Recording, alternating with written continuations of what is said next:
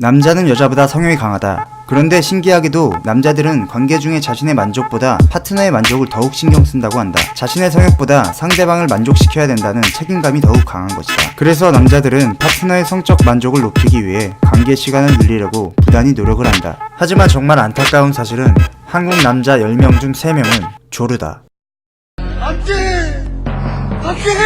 조르란 정확한 의미로 시간적 개념을 말하는 것이 아니라 사정 타이밍을 자신이 컨트롤할 수 있는가 없는가를 말하는 것이다. 관계 중에 자신도 모르게 원하지 않는 사정을 하게 된다면 바로 조르인 것이다. 심한 남자의 경우 팬티를 내리기도 전에 사정을 하는 남자도 있다고 한다. 그럼 조르는 왜 생기는 것일까? 조르는 크게 2가지 원인으로 이야기되는데, 관계 시 물리적 자극에 과민하게 반응하는 말초성 조르와 삽입 자극을 심적으로 받아들이는 과정에서 뇌 자극이 과장되는 심의성 조르, 이 2가지로 나뉜다.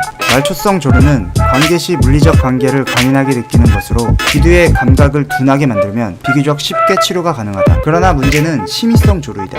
흔히 말하는 말 중에 야동을 많이 보면 조르가 된다라는 말이 있는데, 이 말은 틀릴 수도 있고 맞을 수도 있다. 단순히 야동을 보고 자의를 하는 것만으로 조르가 되지는 않는다. 하지만 보통 야동은 일반 성관계보다 자극적이고, 그러한 상황 속에서 사정만을 위한 과도한 자의행위가 계속될 경우 심적인 요인으로 인해 심의성 조르가 될 수 있다는 것이다. 그래서 심의성 조르가 있는 남성이 실제 관계에서 주체할 수 없는 심적 흥분으로 인해 사정이 빠르게 이루어지는 경우가 많다. 그리고 다른 심적 원인으로는 부담감을 이야기하는데, 앞서 말했듯이 남자는 자신의 만족보다 파트너의 만족을 더욱더 신경 쓰기 때문에 관계를 할 때 잘해야 된다, 파트너를 만족시켜야 된다 라는 심적 부담감을 갖게 된다. 그래서 남자는 관계 중에 파트너가 만족을 하고 있는지 없는지를 파악하기 위해 파트너의 얼굴을 많이 본다고 한다. 하지만 결국 관계가 끝나면 알 수 없는 죄책감과 파트너에 대한 미안함이 찾아오면서 부담감은 더욱 커지고, 이 사이클이 계속 반복되면서 더 큰 심적 불안을 만들어낸다. 이로 인해 심의성 조르가 될 수 있다고 한다. 그럼 조르는 어떻게 극복할 수 있을까? 먼저 많이 알려져 있는 방법으로는 쾌겔 운동이 있다. 관략근에 힘을 줬다 뺐다 하는 운동으로 PC 근육이라는 근육이 발달해 남자뿐만 아니라 여성 또한 성관계 시 조절력이 아주 좋아진다고 한다.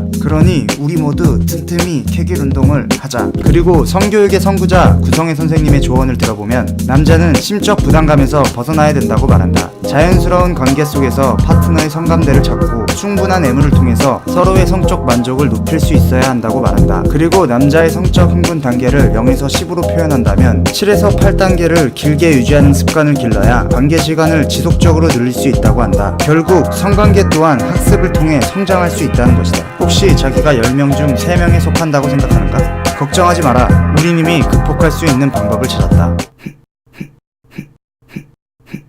우린 건강하다.